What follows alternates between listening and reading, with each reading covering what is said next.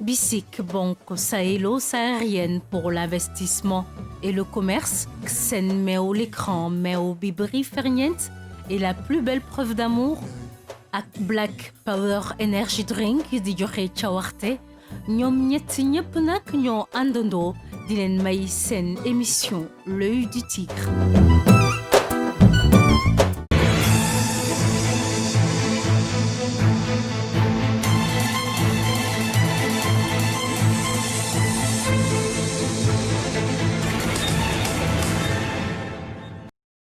mbokku téléspectateurs yi ñu am mbégte lool ñu dellu siwaat ci TFM ñu dellu siwaat ci l'œil du tigre ñu ngi jéggulu ndaxte ayu bés bii ñu weesu defuñu woon émission xam naa ak feet gi ak xam nga bis boobu nag gars yi doon togg cere te TFM ñoom it xam nga dañoo bëgg cere baase salte rawatina moo tax émission bi mujjul am waaye nanu ñaan yàlla lañ ca ñaan lépp ci bis boobu yàlla na tasaaroo ci réew mi nekk ci jàmm ndaxte jàmm mooy tax am réew dem ñuy am mbégte nag ndaxte jokkoo waat ak yéen mbégte la ci ñun ndaxte dañuy jël jox leen ngeen jël jox nu te kon dañuy partager te réew dañu war di partager ñu ñaan jàmm ju bari fi ñu toll nag coow li bari na waaw coow bari na livre bi histoire bi école bi Sainte Jeanne d'Arc tarixa yi te loolu fi mu ñuy yóbbu ci catastrophe la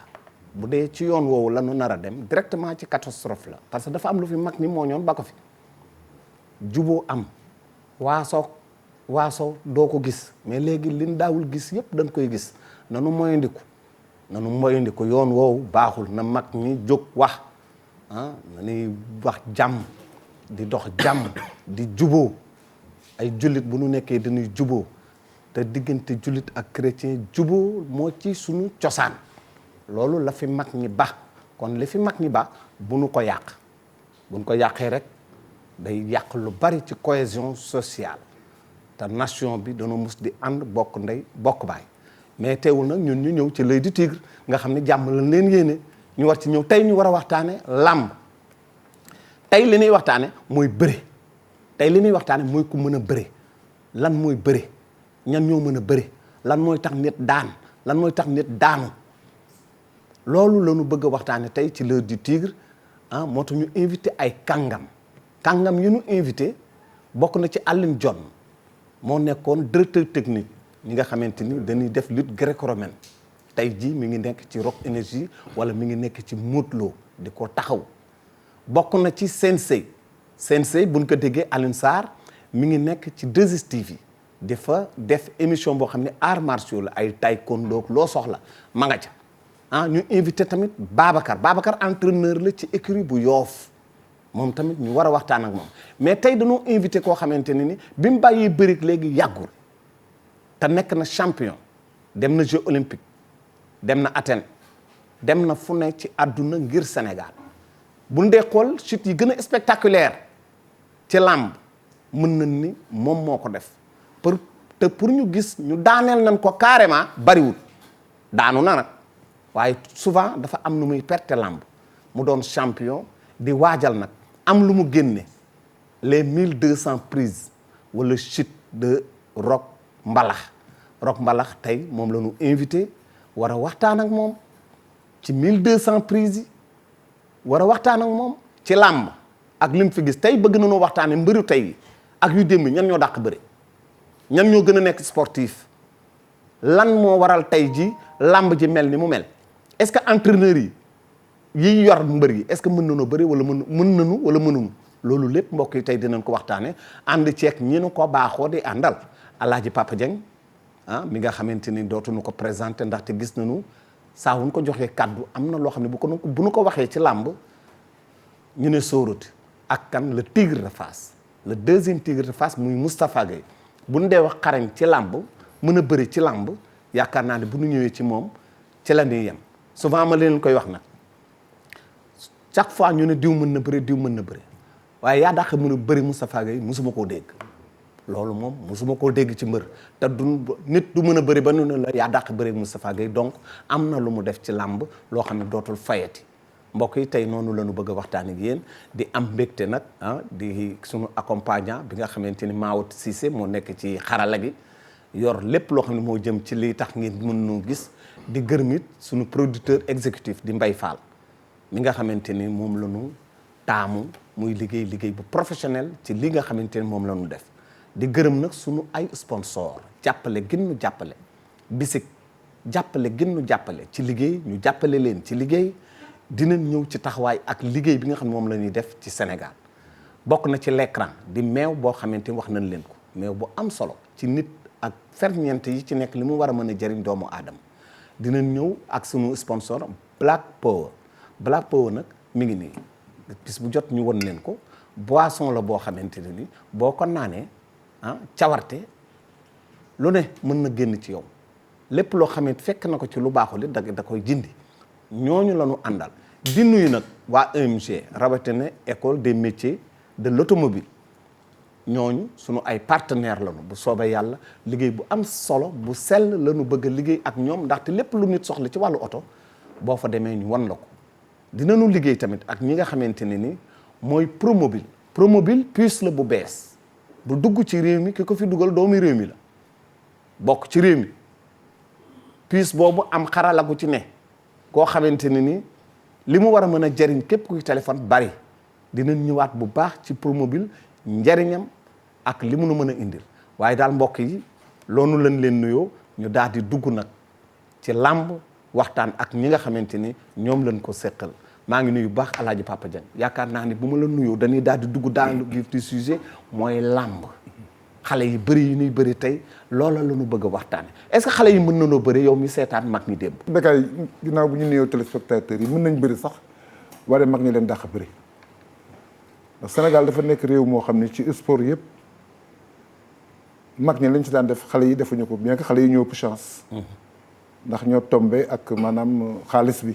ñu leen di fay loo xam ni daaw ñu ko fay mag ñi. donc Sénégal dafa yàgg am ay célébrité. nee naa la ci làmb sax am na fi ay mbër yu ñu daan jóge di leen yóbbu Europe. ñu leen daan ràññee ñu nekkoon ay personnages yu mag a mag a mag. am na ñu ci bëri drapeau coupe d'AOF ci mbër. Afrique Falang. ñoom Falang. Mbaye Diop bëri yow ko.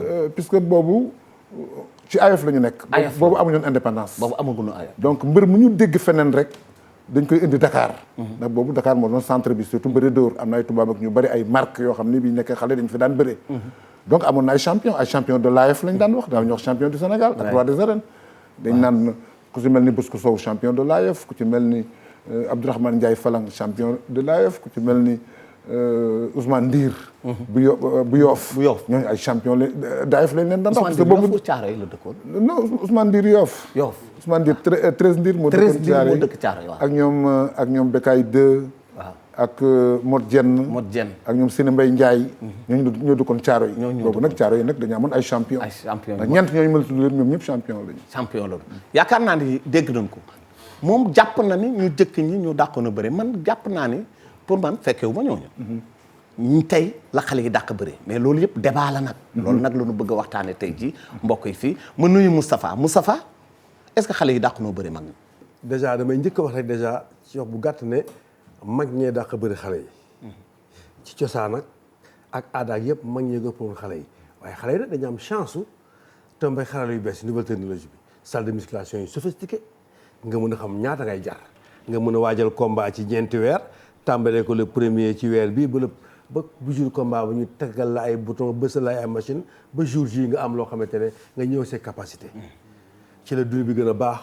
diététique yi ñëw médecins yi la tàmbar te bu njëkk loolu amuloon. te bu njëkk la gënoon bëri gënoon pur bu njëkk la bëri gënoon naturel kon daal dama jàpp ne. pour man de la woon bu njëkk. ci gis-gisu bët moo ma dàqal lu nekk nii bi ci jamono ji ñu toll nii. ci jamono ji loolu ci entraîneur yi la ci ñan la entraîneur a ngi toog mu di Alioune Dione Alioune man dama gis ni mbër yu njëkk yi ay mbër la ñu woon du woon ay sportif. parce que ay cultivateur la ñu woon ay chauffeur la ñu woon après boo xoolee ci génération ñoom Robert Diouf pour man c'est après mais parce que bu ñu tuddee lébu yi ñu ci bëri c'est des pêcheurs ay nappkat la ñu woon daan bëree ci tefes gi mën a bëree mais sport li ko sport laaj ñoom daawuñu ko jox xaar yaakaar ne à partir de génération ñoom Robert Diouf ñoom Doudou Baka Sarr bien sûr ñoom Doudou Baka Sarr ñoom Falaye Baldé foofu la sport bi commencé ñëw ba ci ñoom Robert ak ñoom Mbaye Guèye gën ko yokk nag ba tey ji waaw. asalaamaaleykum mbokku téléspectateurs yi. macha allah di nuyu assistants yu toog yëpp dal. ma sawar rek tontu ci li nga wax léegi. presque Moustapha gi dafa tontu lépp. mooy ci wàllu bëre ni ma ko xamee ñu njëkk ña ñu mag ñi ndax man ñi ma fekkee. te yàlla def ma seetaan seeni combat. muy ci ñoom Double Less Mbaye Guèye catégorie ñoom Boston ak Ambroise Sarr ñoom ñooñu avant sax ñoom Moustapha di ñëw. nga xam ni yàlla def na sax ma intégré équipe nationale fekk leen fa. ñu dem fu ne ak ñoom Amadou Kati Diop. ak ñooñu nga xam ni tey ñoom ñëpp jaar nañ fi. muy làmbu démb ak tey Moussa wax na ko c'est-à-dire làmbu démb mag ñooñu dañu nekkoon lañ daan bëre ndax jamonoy fédération moo fi amoon. ndax fédération bi mu fi amee fédération rek moo daan tëgg làmb. boobu amul ay sponsors yi amu fi. yenn saa ñu tëgg ba yàgg dañu perte wala yu demee noonu mbër daawul kii noonu daal ba tax na ñu bëri bu ñu bëggoon a dugg ci làmb sax. seen doomala yooyu dañ leen naan amul mucc ak amul yu demee noonu. ba tax na bi ñu demee ba ñu réformer làmb ji ak Abdoulaye Mokhtar Diop. refé ko ba làmb commencé xale yi commencé di gis seen bopp ci làmb. ci la ñu doog a am sax ay moyens comme ni mu ko waxee. mën di dem à l'extérieur di préparer wu. ci centre yi gën a mag ci monde bi ci wàllu sport pour mun a am ay kattan mun a ñëw daal def seen li ñu war a def mais aussi fii da nga wax sànq ci affaire entraîneur yi. mais war nañu xam ni entraîneur ci discipline bi ñu wax si tour lutte ak discipline mu mëntu nekk da nga war a doon pratiquant war nga pratiquer discipline bi wala maanaam pratiquer ko. nga participer def ci ay mel daal def ci daal ay résultats def ci loo xam ne nit ñi xam nañ la ci nga dem ñu defal la formation. ñu tàggat la entraîné nga nekk entraîné def ay nu mu ko wax am ay diplôme d'initiateur. ay diplôme mais pourquoi làmb mënoo nekk benn kenn mosoo pratiquer te mënoo doon entraîneur te ma nga gis ni bu dee football am na ñoo xam ne ayuñu woon football te mu ci c'est des grands entraîneurs de football. loolu xam nga sport de contact la. ak ay prise ay clé ay contrôle ak ay yoo xam ni. boo ko jàngulee bas âge wala nga jàng bu maîtriser ko mënul bokk ak football léegi sport collectif la. lii dafa bëri ay sëkk rek ay yoo xam ne man pour du ko jàngale sax pour dugal ko ci bopp nit sax. ay weer benn prise rek wala ñaar rek mën nga ci dem ay weer di ko jàng bokkul. de ce fait formation de base bi daf ci am solo. parce que léegi li ma gis ci écurie ak yooyu. maanaam expérience daf ci baax. expérience da ngay jaar def mbapat. bëre takk ngem bu bëre xeetu bëre yëpp nga def ko. même boo ci soriwul sax bu boobaa di nga mën a doon un bon. non di nga doon un bon entraîneur dañ lay def da ngay dem def rek formation. ñu formé la yaa ngi dégg nga jaar nag ci niveau yëpp. niveau yi mooy initiateur nga jaar ci ay premier deuxième troisième ba yegg si yenn niveau yu mag yi. waaw mais nag fii làmb moom souvent ñi ciy def niveau boobu bariwul Rock Mbalax maa ngi lay nuyu bu baax. Rock li may wax surtout ci sa génération moo tax ma di ko wax. Rock génération bi nga yow boo jàppee ci sa xel est-ce que yéen li ngeen gis ci mag ñi ci xeetu léewtoo baak parce que dinaa gis bu njëkk ba sax mag ñi bu dee léewtoo dañuy sukk dañuy jàpp seen genou te yéen boo jàppee sa genou dañ lay dóor nga daanu. waaw léegi noo gis ci bëre bu njëkk baak ba tey. waaw asalaamaaleykum. donc li may intervenir donc mooy li Moustapha Guèye wax léegi donc mbër yi médecins yeeg yooyu donc pratiquement moo wàññi doole mbër yi. parce que prise yi nga daan gis. bu njëkk donc technique la ak puissance. technique ak puissance mooy boole nekk technique mais boo gisee jamono ji ñu toll parce que mbër yi dafa am 3 générations ba 4. tey wax nañ fi ñoom Falang. ñoom Bosku Sow. mais avant ñooñu am na ñeneen. merci avant ñoom Jéeri Sadio am na ñeneen.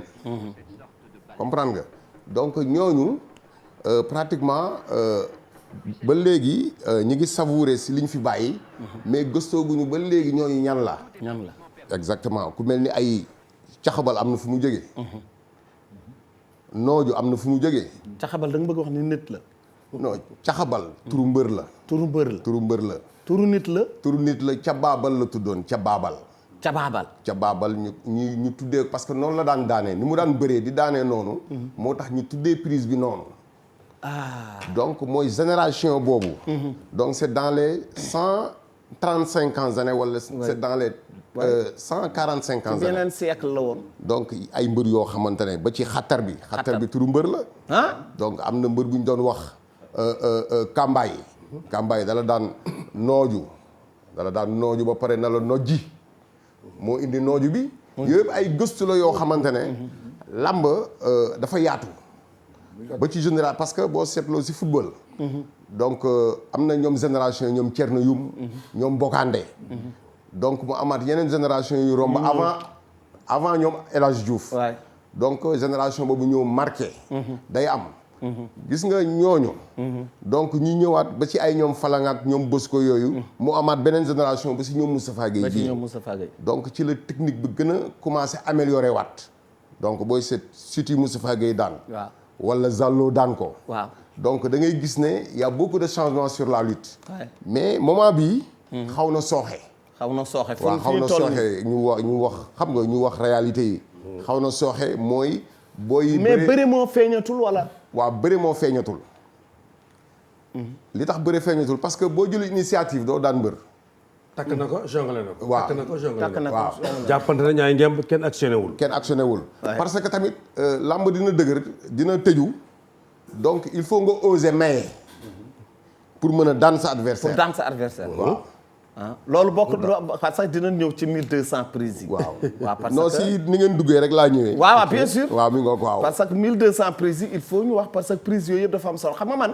li ngeen di wax d'accord naa mais sensei man sama problème mooy que man ñoom yi ñu wax ni ñeneen ñun ñoo dàq bëri xale yi ànduma ci man gisuma fi benn mag bu dàq bëri Balla Gaye gisuma fi mag bu dàq bëri Moustapha Gueye non Rock c'est vrai c'est très sérieux. boole ma ci mag ñi Bécaye rek. ah non yow tu bokkoo ci mag ñi ci génération bi nga bokk gisuma fi mag mu fi dàq bëre Robert sax peut-être mën naa ko non Robert sax est-ce que Robert du ma ko boole ci génération bële Robert ma boole ko ci génération bële d'accord naa Modou Lo fekkeewu ma ko moom laa fekkeewu ma ko ñoom 13 ndiir ñoom Thiaw est-ce que Mbao yow Balla Gaye yow gis nga ku ko dàq bëre oui gis naa ko dàq bëre am naa waaw dina ci ñëwaat gis naa ko waaw ayca jërëjëf Bécaye maa ngi lay parce que gars yi nee nañu Rock nee na léegi mën nga def beneen discipline moo xam ci arts martiaux ba pare ñëw di entraîner un lutteur. xam nga bon âge ba ñu nuyoo ba pare wax dëgg yàlla man plateau bi neex na ma lool. li ci nekk mooy ku ci nekk contexte ba nga dund.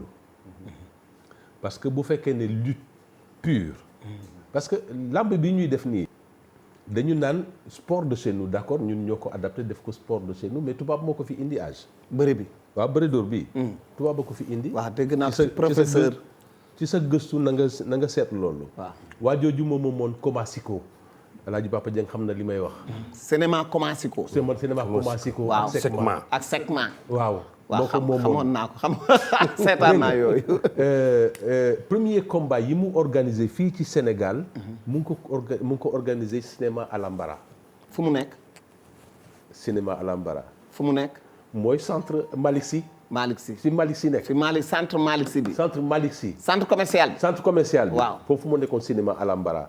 ñu dippee ko benn théâtre bu nekk Paris. temps colonial la Alaaji Papa Dieng xam na li may wax. yow est-ce que fàttali nga mbër yu fa bëre mën nga. waaw c'est-à-dire que xam nga boo fàttali ko ay mbër yu mel ni Mbaye Diop. mbër yu mel ni kii. Bécaye 3. ñoom Thiaw Mbao Jong ñoom Thiaw Mbao. Ousmane Bengue Mbao ñoom Ousmane Bengue Mbao Ousmane Gréew. Ousmane Bengue Gréew. ak góor ga dëkk Gréew keneen ko ku njool ki. dégg nga. ku mu ñoom Mbaye Diop. bien sûr. de Diender. Ndiaye Zazou Kor Dégën. yéen laa ko fekk yéen. champion la Dégën yéen. champion bu mag. li tax man ma ànd foofu ak Alaaji Papa Dieng. mooy Moussa wax na léegi technologie yi am nii léegi dem musculation nii nangam yooyu amuloon. ñooñu dañ doon bëri avec leur propre moyen. mais ñooñu ay lutteurs lañu mais du noonu ay sportif. non. waay mais sportif lañu mais duñu athlète. il n'était pas préparé athlétiquement. Voilà. donc matuñu woon athlète. du ñu woon ay waaw athlètes. li ñuy pratiquer sport la. waaw sport mais matuñu woon. seen biir jeunesse nag. Ouais. donc à 20 ans 25 ans ba 30 ans ils ont de la force. à l'époque. Ouais. boo seetee mag ñu jëkk ñi sax ñoo ëpp taille léegi. waaw ñoo ko doole. ñoo ëpp doole. dund ba la. waaw. donc c'était la lutte à l'état pur. voilà. dara raxu ci. Déedéet. xam nga tey fi mu nekk nii nga dem jël li ñu xale yi dañuy wax ni jël protéine ñëw mais non il y a tricherie. bokkatul. Ouais. bokkatul. ñële lekk cere. dem tool Lekk laax. wala laax wala nga dem. Entraînement, dem nappi géej. daal di ñëw reer nañu ba pare ñu daje ci penc mi di bëri nga gis la lutte pure. c'est ça. je disais que ne donc la lutte bi ñuy def nii def ko muy sport de chez nous tubaab moo ko fi indi. parce que dafa gis ne lutte simple bi rek ça ne pouvait pas être attractif. maanaam mu doon oo nit ñi. mu ne bon léegi nañ ci boole. dóor donc il faut s'adapter à la boxe. professeur doguma la professeur Souleymane El Bachir Diagne. maa ngi lire benn interview mu koy expliquer. ni bëri bi tubaab ba ko. moom ko tubaab ko fi bëri dóor. waaw bëri dóor. moo nekkoon patron wu Comasiko. moo wax nekkoon naa la ko sànq. tubaab ko fi xanaa loolu fàttaliku nga ko âge. dégg nga les premiers combats yi mu organisé cinéma Alhambra actuel centre commercial Malick Sy ñoom Falang bëre nañ fa ñoom Bosco bëre nañ fa. bien sûr. catégorie googule. même ñeneen mag ñoom Pathé. mais Pathé Diop ak ñoom Pathé Ousseynou Pathé Diop borom njiin. ak Ousseynou. bëri nañ ñoom Pathé ak Ousseynou. voilà mu nga. borom njiin. borom njiin day njiin. waaw njiin. njiin la doon def. mais njiin jël bu metti la. jël bu metti. waaw njiin benn waaye ko mos a xam nga ndeysaan le président Senghor moo doon rythme loolu ci poésie yi mu naan yàgg na. Pathé moo ko doon wax. ah ok. mais sensei. Ndam. Abdoulaye Sadji. bind na Pathé ak Ousseynou seen combat bu mag ba ñu bëree woon. mu ngo Ousseynou ay Pathé. waaw Abdoulaye Sadji. Abdoulaye Sadji. bind na ci. ah ñaari mbër la ñu woon. ñaari mbër la ñu woon. li ko tax a bàyyi loo bëre. Abdoulaye Sadji bi ñu tuddee lycée Tëngéej bi. Abdoulaye li Sadji ko tax a bàyyi loo bëre. écrivain benn waaye la doon bëreel mu jël téere yi dugal ko ci ngemb li mais yeewu ko. waaw ba ñu jàppante mu daal di ko roof loxo daal di yëkkati loxo gars yi daal di tëgg mu dóor njiin bi ànd ak téere yi jaaxaan.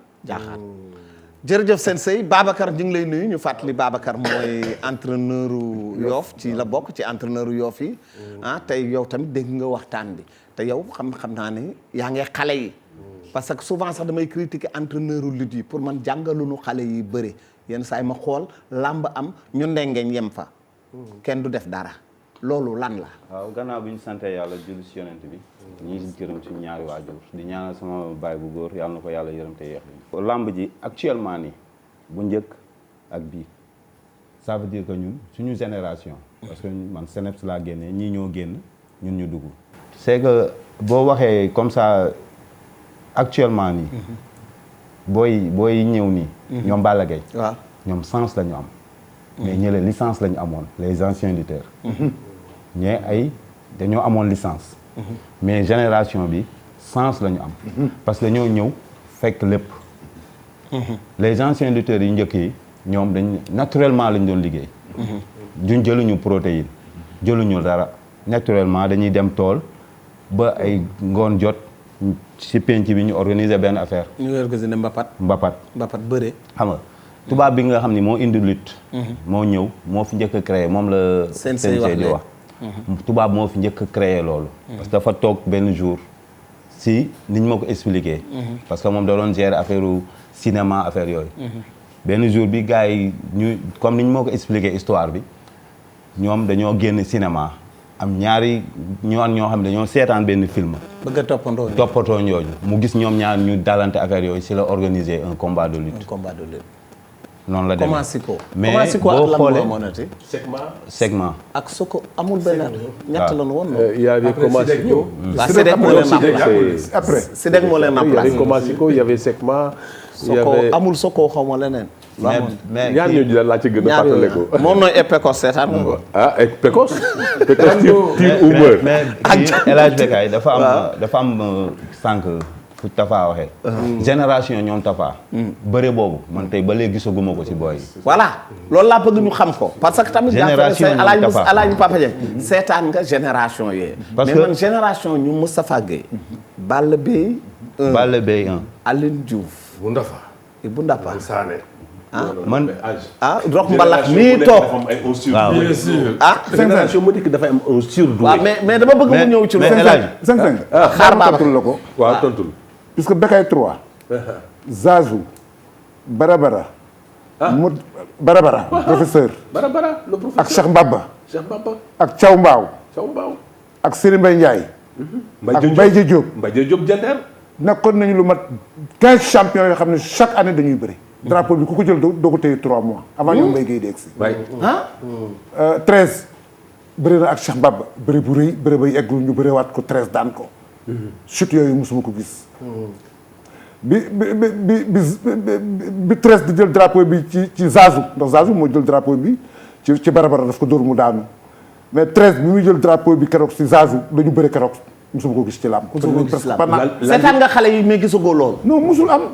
bëre Bécaye 3 ak bëre Mbaye Diop kooku dootul amati. dootul am. bëre Thiaw Mbaaw bëre Thiaw Mbaaw ak Cheikh Mbaba. bëre yooyu dootul amati. Landing Diamé bëre 13. ak Zazu Ndiaye drapeau. ak bëre 13. ak Barabara professeur drapeau bëre yooyu dootul amati. bëre yooyu dootul am. Landing Diamé mais fa lay balde.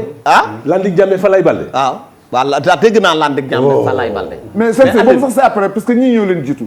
ni ma la wax. mais bi ñu jeexee la ñoom Double Less ñëw ak ñoom fa lay balde. waaw après bien sûr Fodé Doussouba. ndax Fodé moo ñëw implanté fii ci Dakar daan def bëri simple finalement mu dugg ci bëri dóor bi comme que il faisait presque 150 kilos moins de 200 il était plus fort que les autres. dafa daan ñëpp Demba Thiaw lañ jëli mu daan ko. boobu daan na am champion boo xam ne dina toog ci année bi bëri lu mat 6 fois 7 fois te du daanu te loolu bëreetul. waaw mais léegi Balla Gaye 2 fois lay bëri par an. c'est un grand lutteur nag. waaw wala benn yoon. c'est un grand lutteur non benn yoon lay bëri. de sa génération. benn yoon lay bëri. les générations voilà ci loolu laa bëgg a ñëw Alaaji. li Falaye Baldé bëri par exemple. Ama Baldé du ko bëri ci àddina. déedéet voilà bien sûr. Falaye Baldé li mu bëree. mais loolu laa bëggoon ñu waxtaan ci léegi nii. lan mooy manquement wu xale yi tey par rapport ak ñu démb ñi Alaaji Ba am na lu mu junj léegi. parce que mënuma comprendre ñu ne yow yaay roi des arènes benn combat nga bëree ci at. yow yaa mën a bëree ñu tudde la champion te doo bëri. loolu laa bëggoon yow en tant qu'entraîneur loolu lan la. dama bëggoon sotti at tuuti en arrière rek wax ci kii après doog a ñëwaat tuuti ci technicité bi. waaw xam nga mag ñooñu ba ci Moustapha Gueye ak ñii ak génération yi yëpp.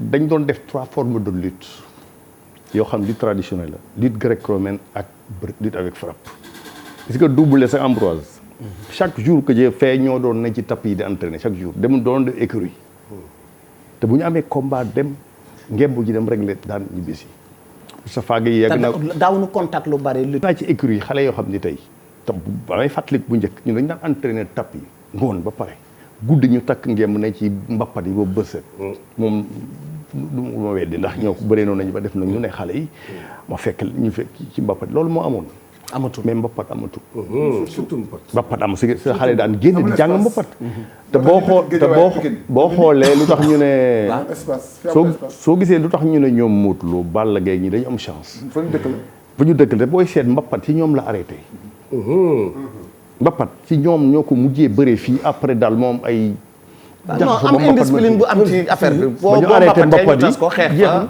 sànnante fa léegi mbër bii bëgg ñëw jàng kii day ñëw ci écurie rek ñu père Moustapha Gueye dama bëgg a nekk mbër nga yóbbu ko ci écurie bi bon mu takk mu entraîné fa benn at ñaar tëb ni dama bëgg combat parce que xaalis bi la xaalis bi voilà xaalis bi rock professionnalisme bi nga xamante mooy tax mbër war a mën a évoluer mën a doon un grand technicien nan la parce que pratiqué nga ko dem nga en France dem nga ci jeux yu bari et puis nekk nga équipe nationale nekk nga champion d'Afrique lan moo mën a sauver làmb ba xale yi mën a bëri boo xam ne méngoo na ak li làmb soxla. waaw comme ni ko Alioune Dione waxee damay retourner en arrière tuuti donc ci père tubaab bi bu wax ne pratiquement moo indi bëre d'or Sénégal. waaw bëre d'or peut-être si génération boobu mu wax. mais bëre d'or am na bu yàgg Sénégal am na bu yàgg. parce que pour nga nekk buur da ngay xeex. jamono yooyu. ci la ay ñoom faa bi yi jógee fob bi la tuddoon sax faa bi ki njëkk bëree waxuma faa bi bu mujj bi récent jamono ñoom Aline Diouf wala jamono ñoom Amboura Sarr mais amoon na fab bi bu njëkk ñu ko daan wax fob bi yaa may dégg fob bi xeetu jël la non fob bi parce que moom dafa tuuti woon du woon nit ku rëy waaw toujours dañ ko daan mankaan yanu ko mais boo ko yoree da nga koy tegaat parce que da lay fob bi. saa yoo ko fobee mu fob bi la. D'accord. jamono yooyu dañ daan def bëri dóor peut-être tubaab bi dafa ñëw indi réglementation. wala dugal ko ci aare. dugal ko ci bi ngoog. non âge. waaw une petite précision pour Rock. bu njëkk boobu le même bu fekkoon ne bëre dóor am na c'était pas réglementé. voilà doon sax bëre dóor parce que cabax amoon na ci làmb. amoon na cokkaas. non cabax. cabax mooy cokkaas bi. avant bëre dóor. déedéet cabax. avant bëre dóor bi. amoon na cabax. mooy dañ daan bàyyi seen wee. muy kenn ñu di ko samp. wala ñu def si kaani di ko samp ci kaane. cabax bu ñu bëre yow cabax la ko ci bët. cabax bi ñu ko dundee yàggul ñu daan la song daan la. mais li tax ma ne la tubaab bi daf ci boole les règles de la boxe. voilà léegi Rock nga dellu si. pour que mu leer. waaw léegi waaw leer na léegi li Aliou Dione wax donc doo ci revenir. parce que tey mais fob bi xeetu bëre la boo xam ne. xeetu bëre la bu ñu ko yenoo. prise du jeex. prise du jeex comme musicien wala woykat buy fente woy toujours. non boo jaaxlee sax génn prise. boo jaaxlee génn prise. boo jaaxlee génn prise. mais yow bi ngay daan Pape Cissé prise boobu jaaxlee la ko tax génne wala. du jaaxle wala jàngoon nga ko. waaw li ma wax léegi sànq bi ñuy waxtaan. donc maa ngi daan wax Tafa Gueye ñëwul ci sama combat Pape Cissé. mi ngi toog rajo di ko déglu Alaaji Moustapha Ndiaye di reporter. mais bi ñaan Rock Mbalax Pape Cissé Rock Mbalax dóor na Pape Cissé ngi dox si kawam. Rock Mbalax song na ko Pape Cissé bal na ko lalli na ko wër na ko ndomb. Tafa Gueye da ne Abbas Ndoye Rock Mbalax daan na ko. te boobu newul stade. donc lu ma jàng la. jàng nga ko. lu ma jàng la. non dafa def gréco. parce que waa ji dafa ma dëbb sol lalli ma. donc ñaari posture de défensif la am. mooy jéem ko mboot. yaa may dégg. wala ma bàyyi ko mu laxasuma sama gannaaw. donc amoon naa possibilité loolu ko woon mais jamono yi il était puissant ba pare 10. donc je suis obligé ma bàyyi ko mu wër ma nombre. donc maa ngi doon préparer lu gën a efficace loolu sax. bien vrai que c'est très efficace. mais maa ngi doon préparer lu gën a efficace mais bi ma tourné. non mais chute la boo xam ne wóorul ah. non am nañu wóorul si ko xamul. wóorul si ko xamul. waaw parce que gis naa ñu ci échec. mais moom li mu def xam na ko. si li mu def xam na ko. parce que mokkaluñ ko. waaw parce que li tax ma gaaw ko def sax parce que damay waaj a monter prise bi seen sama benn xarit. parce que la veille du combat def na ma woon doo daanu. muy buy laay meng defe naa Tafa Gueye mi xam na ko. Abdoulaye Meng nekk te wër na la ndomba te mu ne la doo daanu. mais waaw non la veille la ma ne doo daanu tey suba ci làmb ji doo daanu. doo daanu waaw moom la sa jël la kenn du ko gis. parce que gëmoon na ma gëm bu yéeme. comprendre nga. bi ma waa ji mëri wëree ndomb rek dafa yaakaar na ne waa ji dafa may daan. mu daal di tëb barrière yi daw di àtte ji. bi may def sama placement. ci laa ko seen muy daw di ñëw ma xam ne kii day àtte ma ne xaaral ma réglé li may réglé. pare ci. dafa daw ñu dugg seen biir. waaw ci laa dóor prise bi daan ko dem sama booy seet dama ko prise ba jéggiwaat ko di dem mu sax. mu xët la. waaw loolu jàngat la. comme li Aliou Dione wax léegi.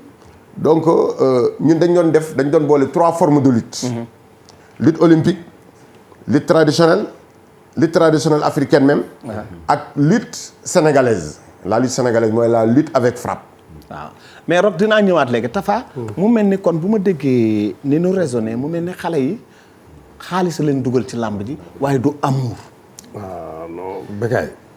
xaalis bi mu dabee ci làmb ji. nga gis sax ci mbedd mi mu gudduree ñooy indil loo ko sa buntu kër. man mos naa am ay jamono mi nekkee ci jamono di bëre mos am indil benn xeetu ponkal boo xam ne yàlla xam na ne mosuma gis doomu aadama bu mel noonu. ci rëy ak dayo ak nekk xale bébé. kooku bu amoon 18 ans entre 18 ans et 20 ans la am waroon na mat 2 mètres et mënu ma expliquer na mat 150 kilos bien produit brut boo xamante ne ba mu am force naturelle boo xamante ne musul entraîné musul daw musul tëb. waa jaa ngi ko jëlee côté Kédougou la ko indi ñu ma dama sa mbër nga man dama indi sama doom pour nga jàngalal ma ko bëre boobu maa ngi commencé doxal ci commencé nekk champion ci làmb ubbeeku quoi. dama ko mujj passé mbéygéey ne ko dama sama mag moo yor affaire yi na dem wax ak mbéygéey waa ji il était énorme kenn xam mosuma gis façon nit yu mel noonu ay xeetu nit yu raar mais maintenant façon yu mel noonu ku rëy ñu ne kaay bëri ji wooyu di nga mën a ñëw jàpp mbër lem modd tëral ci suuf mais en général mbër yi mës a rëy yëpp te jaaruñ ci mbappat tàggatuwuñ ci yenn tàggat yu bëri yi en général seen carrière du yàgg dañuy ñëw def flash rek ñu daal leen benn yoon ñu ruus ñaar yoon ñu ruus ñetti yoon doon gis du fi jeex du xaaj bis bu nekk yaa ngeen dégg ay anciens champions seen ay doom dugg ci làmb bu ñu duggee rek dañuy ñibbiwaat genre commando parce que raamooñ ko ñi fi mënt nag dàq fee bëri ci Sénégal ñu naan dañoo mën a bëre dañuy am en général dañuy am ay dons déjà avant ñuy jàngi bëree dañuy mën a bëre di ko foye ba màggale ko dugg ca bëre mais ñu ñëw rek dem jóg naturellement jàngi ji bëre pour bëre yi dañuy am très souvent des problèmes. mais léegi entraîneurs yi ñoo aayul wala lan wala xale yi ñoo neexul a jàngal bëre. il faut ñu xool ne aussi n'importe qui rek dafay nekk entraîneur ci làmb léegi mën nga nekk un entraîneur de football ñoo nekk entraîneur de làmb comme ni ko rek waxee sànq mën nga nekk un karatéka entraîneur làmb mais un karatéka ñu ngi koy séntu ci mu jàngal mbër mi nu muy dóore. damay dugg ci benn anecdote Hadj Birahim Ndiaye. bi muy bëree Boy Niang ñu njëkk a bëree Boy Niang sonal ko lool ci ay kurpeñ. ñu tëwoo bi ñu jël si waatee dafa dem ci Jacques Sow na ko yàlla yërëm. waaw ak yow mi kii xaritu Birahim Ndiaye benn bakkan la. kii ma nekkee tout temps que nekk 16 ans 17 ans di jàng boppam man moom Birahim Ndiaye sama premier pas wu musculation ñoo ma ko defal muy. ci salle Labéry bii nekk ci Gueule Tapée. waay Birahim Ndiaye dem Jacques Sow changé loo ko tànk da koy da ngay gisal tànk càmmoñ. te Jacques Sow du mbër karatéka la mais nag sportif la chaque dimanche Jacques Sow mu ngoon lamb lamb ju gën a soof ci àdduna Jacques Sow ma ko toog champion de sport de combat. c'est un sportif bu njëkk noonu la woon mais Jacques Sow na ko tegal tànku ndejoor bu la dóoree nii nga dóore ko nii noonu la Boy Niang ñëwee ci lamb gi da koy laaj yàlla yërëm bëreeg Birahim ba lamb jeex mu dóor Birahim daan ko donc ñooñu li ñu la mën a rajouter mooy mënoo dóor boxeur la maa am ñëwaat ci benn anecdote ba nga bëri Ibou Ndafa en 1989 ou 89 mu dëmb na ma ci frappe 99 wala mu dëmb na ma ci frappe 8 mois après avant suñu revanche mais ci la ma Gamba Keita jël di ma jàngal dóor parce que mënu moon dóor te boobu temps ubale naa mbapat toj naa mbapat yëpp ku ñëw ma sëq sànni ku ñëw ma daan mais arène bi mënu ma ci woon xam nga nag ba kay histoire lamb mooy da ngay mën a bëree mbapat xëy na dugg ci arène te doo jàng dóor kon ñàkk a jàng dóor erreur la ci biir làmb. mais non garaaw sax nga seetlu ba tey ne gars yi mën a bëri dem dugg ci arène bi bis bu ñu jàngee dóor ñooy gën a danger na ñu jàngee woon dóor doog a dugg ci làmb. mais Moustapha. boo seetlu bi jeex nañu xaar Jacques Sow moomu entraîné na ma. bi ma njëkkee bëri indi bi ma xasee duma ci làmb ba pare. foog ñu duma la nag. ci làmb il faut nga doog a jàngi ay nit ñëw na la noo yow xeex moo la manqué. ginnaaw boobu Gamba Keita moo ñëw nekk ak man 1 an di ma jàngal 8 mois. matin et soir. dóor maa ngi bu pour ñu revanche dans 8 mois. ba mu fa jógee Jacques Sow dafa maa jël ma nekk saalu Jacques Sow pendant 3 ans aussi. donc tout ce qui est dóor mën naa ko moytu. tout ce qui est daneku mën naa ko joxe. su ma ko boolee li may bëree moo tax très souvent da ngay am yenn chance yi. yenn chance yi Babacar. c'est que benn affaire dafa am gis nga nit ki mënoo def lutte. nga dem ci boxeur mu tegal la rek benn sac. di ngay dóor di dóor. ki nga xam ni day def lutte surtout lutte avec frappe la ñu wax.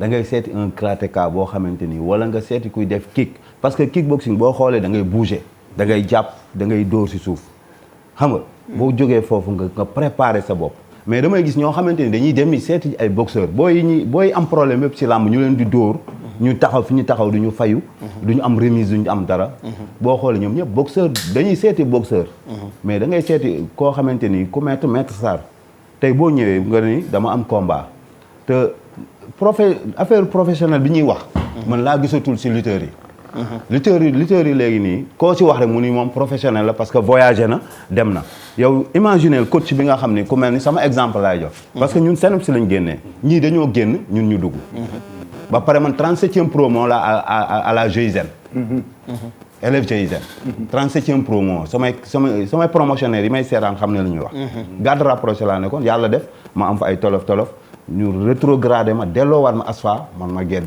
si laa dem uti ji sama liggéey bopp parce que armation laa def am naa si xam-xam mais fii boo xoolee Sénégal professionnels yi fi nekk ñi nga xam ne ñoo war a jàngal nit ñi ñoom dañoo toog seen ruq defuñu parce que da ngay jàppale mbër ba fu mu egg si fu mu war a yegg si yow dañ lay écarté man dal na ma dal na ma ci biir écurie bi si biir écurie bi man jëli naa rëg-rëg moom li may wax xam na ko man ak moom la woon 6 combats man maa ko ngeen mu yóbbu mais bi mu déggee ndaal yi gisatuma ko déggatuma ko téléphone sax bu ma ko woowee du ma jël. bokk na écurie moo tax.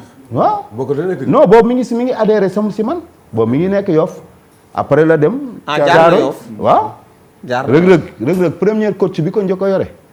moom boo ko waxee dina la wax Babacar la. man maa ko jàppale maa def. waaw kooku xam naa ne dinañ ci ñëw loolu yàgg na ci Bécaye yàgg na ci Bécaye affaire professionnelle.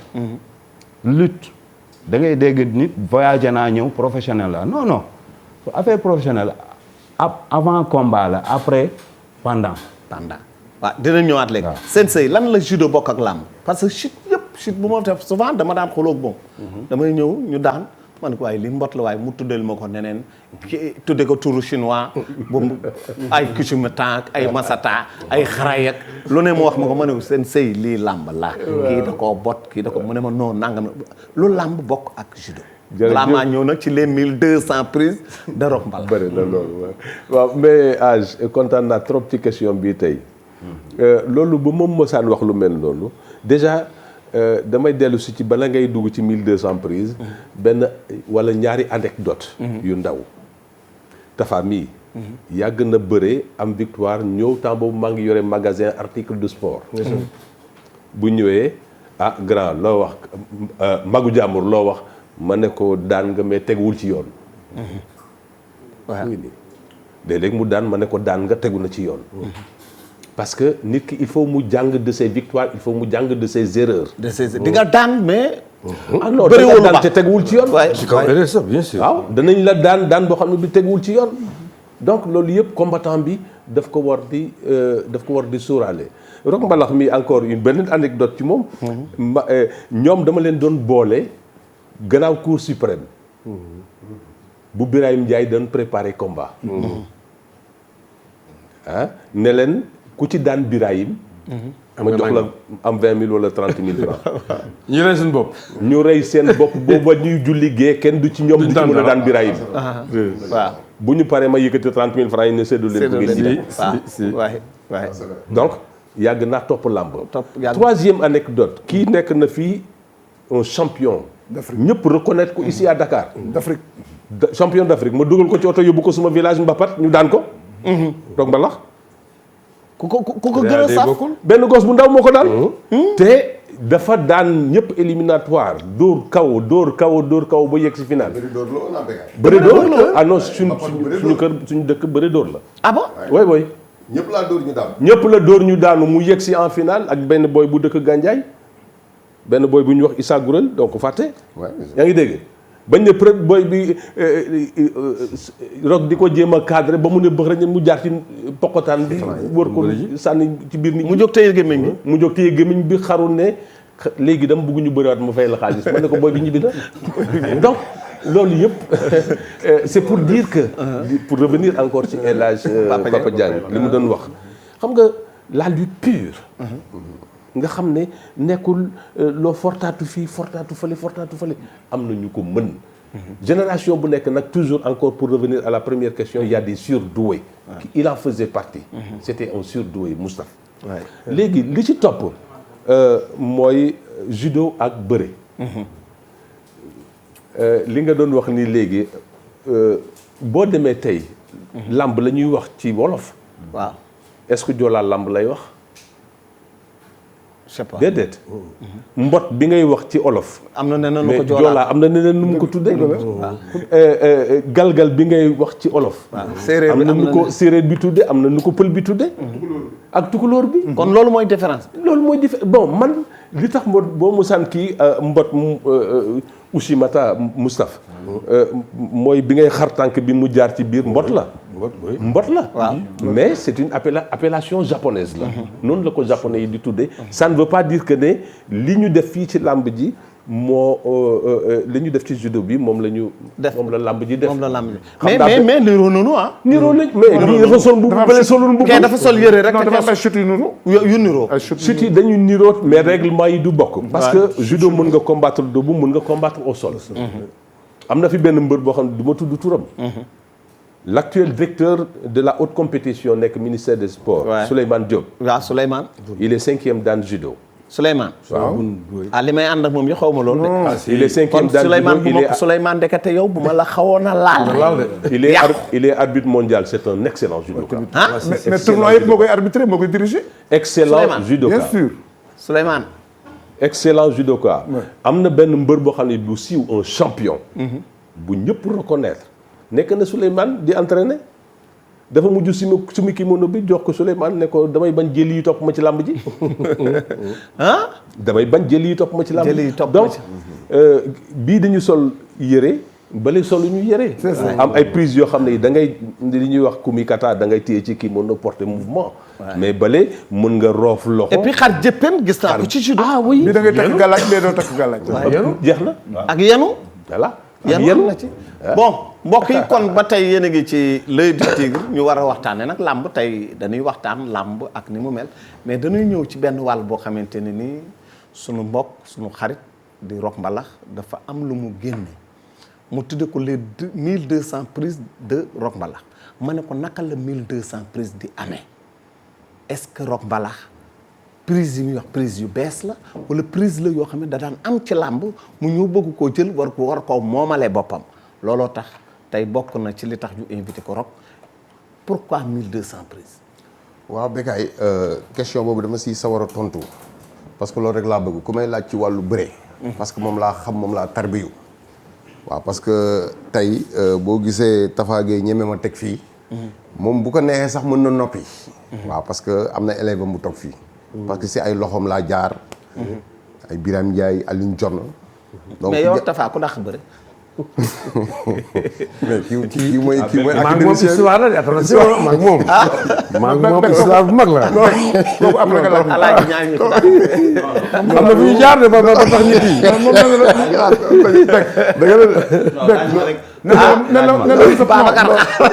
laaj ma nee la Moustapha mooy maître am. mooy maître waaw loolu moom dëgg la moom. waaw Rock nag les 1200 prises. yaa ngi may dégg.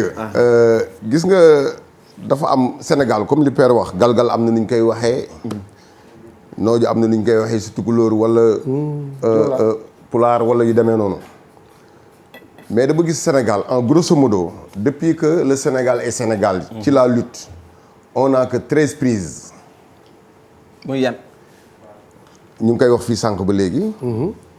muy mbot. mboq. mboq. kott. kot. sulli wax. sulli wax. nooju. nooju. xattar bi. xattar bi. yan. faxat. sol waaw boo ko calculer en grosso modo. Galajaane. donc waaw.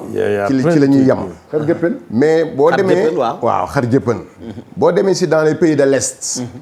wala nga dem en France bii nga xamante ne ñoom booy seet lu bëri ci ñoom la mujj. mais tey bokk nañ ci ñi ci gën a xarañ. parce que ñoom dañuy topp. yaa ngi dégg ma ne lan moo tax Sénégal warut a mën a am parce que tey Tafa Gueye bi ñuy def émission ñun ñaar wax na ko. nee na j'avais dit que j'ai 1000 prises. daan na ko wax ci ay combat bu daanee ñu naan kan bi nga daan tey du bokkax bi ngay daan beneen dimanche bi. mu ne leen j'ai 1000 prises. waay. comprendre nga. donc c'est possible. mais c'est laajal Moustapha. mais naka la dikkee. waaw parce que jaar-jaar la. vécu.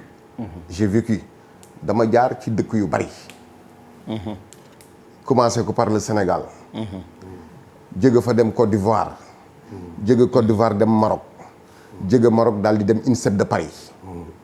fa ma nekkoon nag sa INSEP de Paris dama naan jékki-jékki di am ay 2 mois dans les pays de l'Est. dem naa ba Colorado. parce que dëkk yu ma lay tudd lépp c'est des pays de lutte. comprendre nga. te fu ma dem am naa lu ma fa jàng. ay Bulgarie. Roumanie. Voilà di Kafkaz. ñooñu ñoo fi dàq bëri. Kazakhstan. coupe du monde yëpp ñoo koy jàpp. éclatement Yougoslavie bi. waaw. Kazakhstan, Ouzbékistan, Azerbaïdjan, Pakistan. yooyu yëpp c'est des pays de lutte. comprendre nga man bi may pare les Jeux olympiques maa ngi ko pare si des montagnes de glace. donc ñu koy wax dëkk bi ñuy wax Vallée di Kafkaz. foofu la ay Ibrahimov dëkk ay Belogazov. mu nekk foofu comprendre nga ban dëkk la foofu. waaw c'est dans les montagnes c'est en russe. c'est dans les montagnes de glace. donc ma ne pourquoi pas tey actuellement Sénégal ñi ngi ci caxabal donc boo compter du ëpp 20 wala du ëpp 15 donc lu tax moo war a jéggi Afrique jéggi Europe dem ci les asiatiques. pour mën a teg parce que bi ma ko yóbbu en France les 1200 prises de Rock Mbalax. parce que tubaab yi duñ la bindal dara loo xamante ne teguñu ci seen bët. non.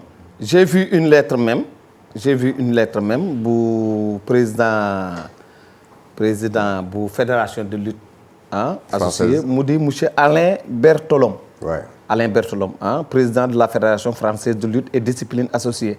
Makhtar Sène a bien été sportif de haut niveau par sa fédération. Il a participé au championnat du monde de lutte et aux Jeux olympiques à Athènes en 2004 et s'est entraîné et préparé avec les partenaires de l'équipe de France à l'INSEPS de Paris. kon ñoom accepté nañu li nga xamante ni moom moo di ce livre. Il réalise aujourd'hui une encyclopédie de techniques de lutte en accord avec notre fédération et l'Union mondiale de lutte. waaw ñoom reconnaître nañu sa xarañ sa mën a bëri ak chute yi nga xam ne moom nga def. waaw ñoom ñoo ko reconnaître mais ñun comme que ñun réew mi moo la jur. il faut réew mi xam Makhtar Sène fan la jëlee lii. moo waral. waaw le 23 décembre incha allah. donc ci lay def la cérémonie de lancement sur les 1200 prises de rock mbalax. avant boobu dinaa def ay kii pratiquement dinaa rencontrer ay nit. donc ay kuréel. lu mel ni CNG laay njëkkee CNG de lutte. ki ko jëte di Alioune Sarr fa laay njëkkee dinaa leen rencontrer parce que donc il faut ma jaar foofu. dinaa rencontrer promoteurs yi. dinaa rencontrer managers yi. dinaa rencontrer mbër yi. ba ci amateurs yi du ma bàyyi kenn.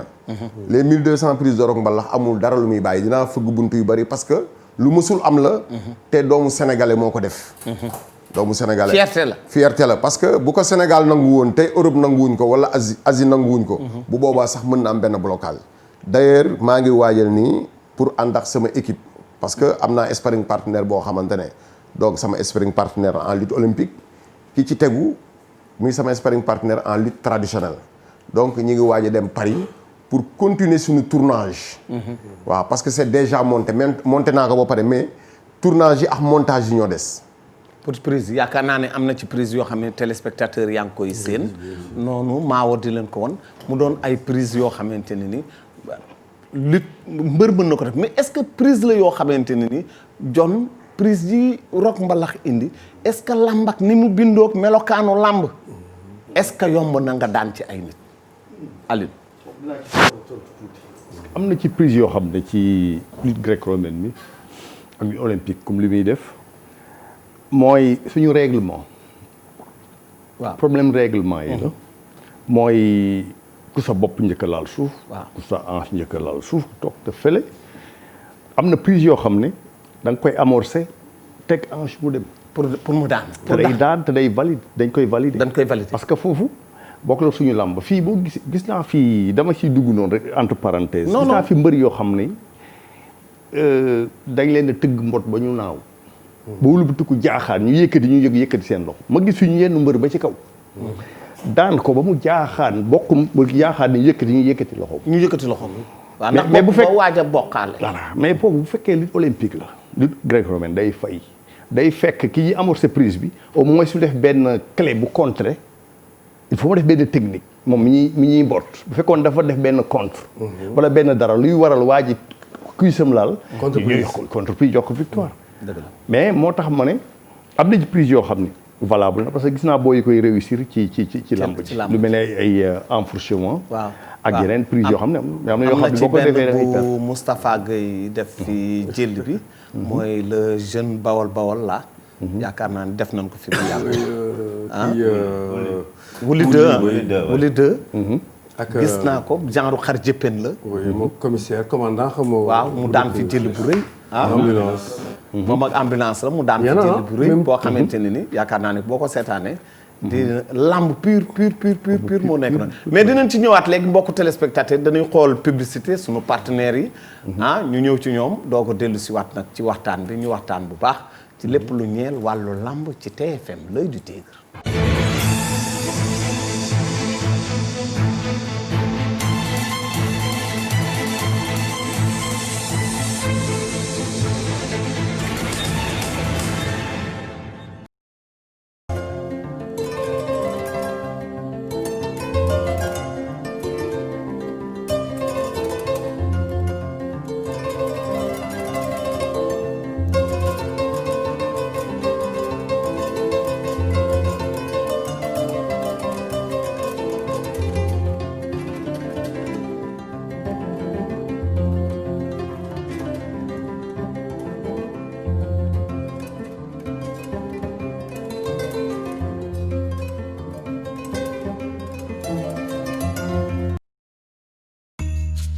sama liggéey bés bu nekk mooy toppatoo nit yi maa ngi def li ma mën ndax wérgu yaram dafa am solo maa ngi dox ci li gën tamit ngir toppatoo sama njaboot ni jigéenu Sénégal yu bari maa ngi taamu meewu l'écran bés bu nekk ndax nag mooy garanti meewu nag piir bu am juróom-ñetti ferñeent li gën ci sama wérgu yaramu njaboot te seen wérgu yaram amul njëkk def li gën rek moo am solo te taamu meewu l'écran moo am solo l'écran firnde mbëggeel bi gën a wóor.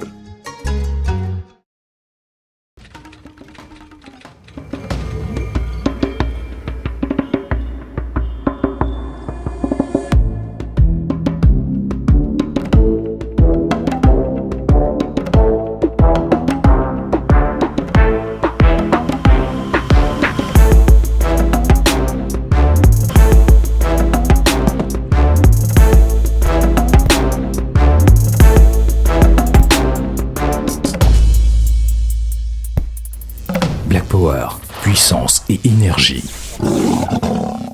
Produit par l'industrie des boissons du Sénégal. jërëjëf mbokk yi kon ñu dellu siwaat dañuy def ba tey gis ngeen suñu mbokku sponsor yooyu ak liggéey bi nga xam ne liggéey bu rafet bu ñuy liggéey ñuy fàttali suñu mbokku réew mi ndax bisik am na banque bu mu amoon fi jàkkaarloo ak juma Masalikul Jinaan dañ ko tëjoon waaye dañ koy waaj a ubbiwaat ñu koy wax client yi ndax foofa dina gën a yombal ñu dëkk ci wàllu woowu te soxla banque bi duñ ci am benn jafe-jafe te it am na neexal yu duun yoo xamante ni banque bi mu ngi koy préparé ak ñi nga xamante ni ñoom ñoo di ay client ak ñi fay ñoom ñoo di jëfandikoo liggéey bu sell bi nga xamante ni moom la bisik di liggéey naka noonu l'écran aussi ñu leen di jaajëfal ci sellal ci xarañ ci lépp loo xam ne ferñeent la yu ñuy liggéey naka noonu ak lii nga xamante ne nii moo di Black Power wax naa leen ko lu am solo ngi nii ci nit lu am solo ci doomu aadama dee leen ko jëfandikoo ndaxte dina indi ak wér ci nit wax naan leen kon mbokk yi ñuy dellu siwaat ci l'œil du tigre dañoo nekk ci benn pàcc ndaxte doomi réew mi dafa bind téere tudde ko les 1200 prises ñu ne de rock mbalax seen sëy ndax 1200 prises xaj na ci làmb waaw parce que damay ragal ni est-ce que moom yaakaaroon ni jël na prise yeneen yu bokkul ci làmb dugal ko ci parce que 1200 prises dafa bari yu bokk ci làmb yu nekk ci làmb ba pare mu bëgg koo moomale boppam.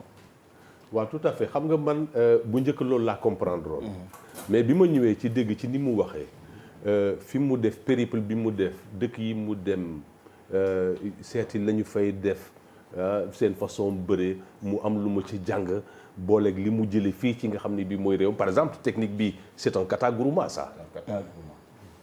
technique bi kata gourma mooy roof ko loxo mu daal di jàll ci mbagg nga verser beneen côté bi. donc jël na ci comprendre naa léegi. parce que 1200 prises. bare na trop. donc mënu doon discipline à part.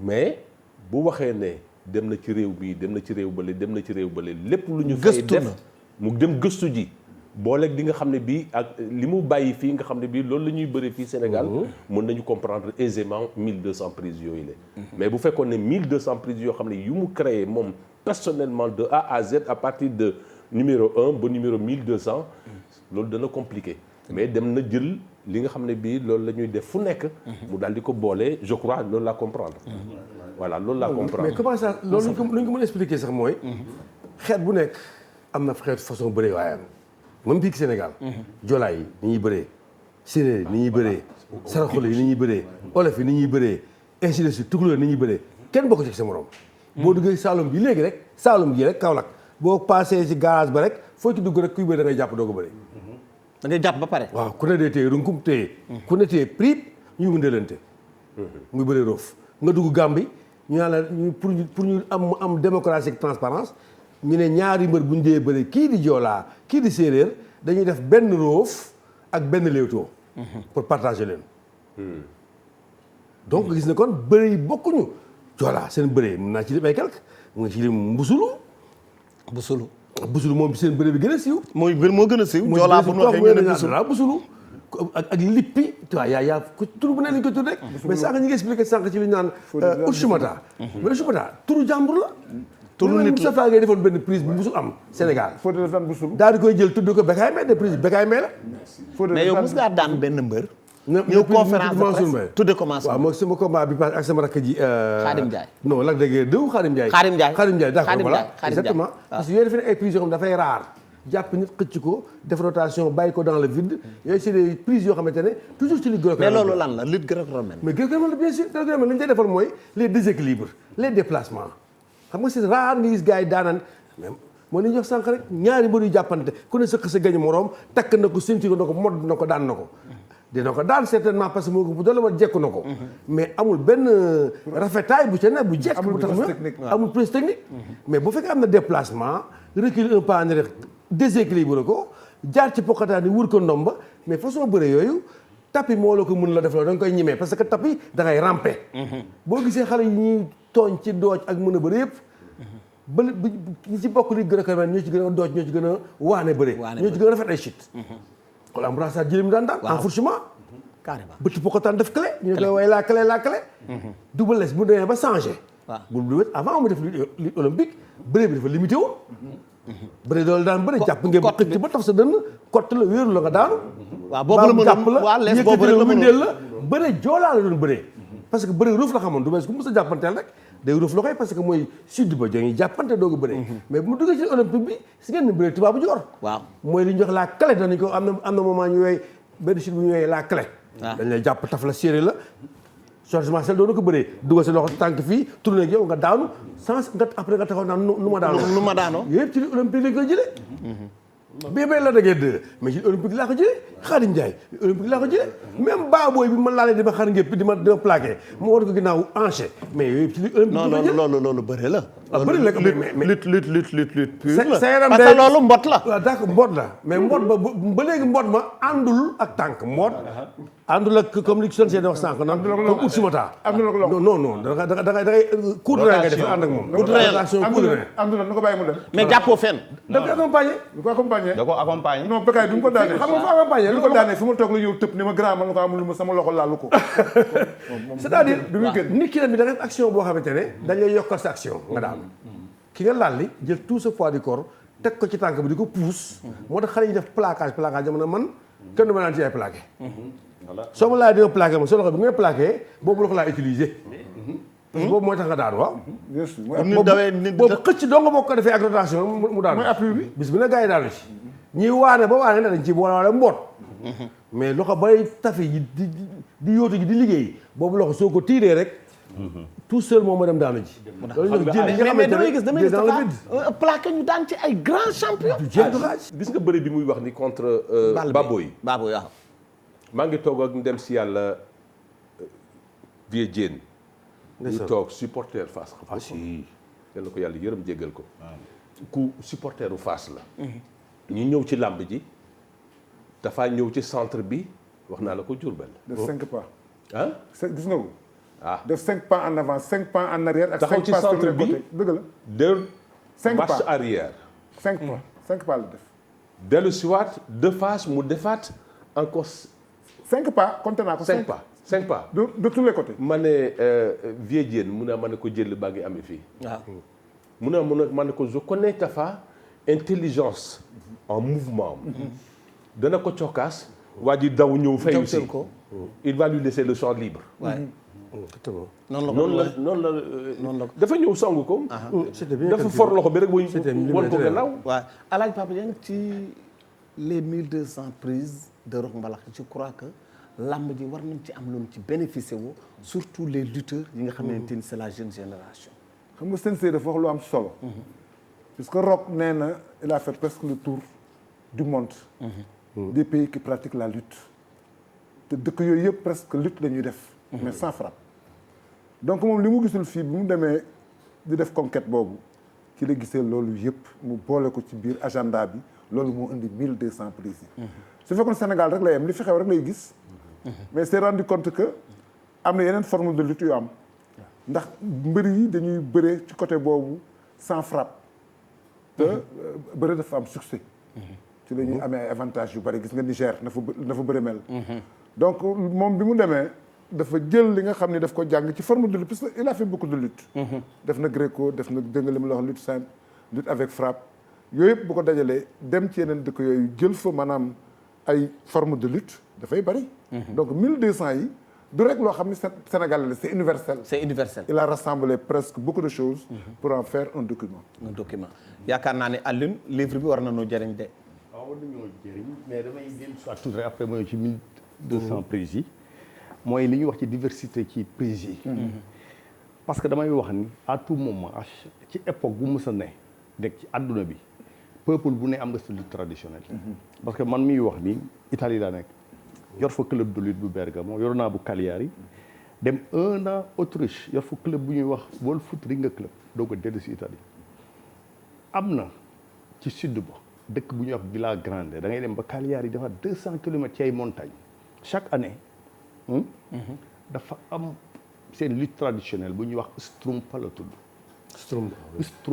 Strumpa waaw mooy lutte sardo yi ñëpp fay daje allemand yi anglais yi français yi irlandais yi ñëpp ay daje même brésiliens yi man dañ ma contacter comme maa nga fa xam nañ ñu bëgg maay ñooy premier pays bu fa dem participer.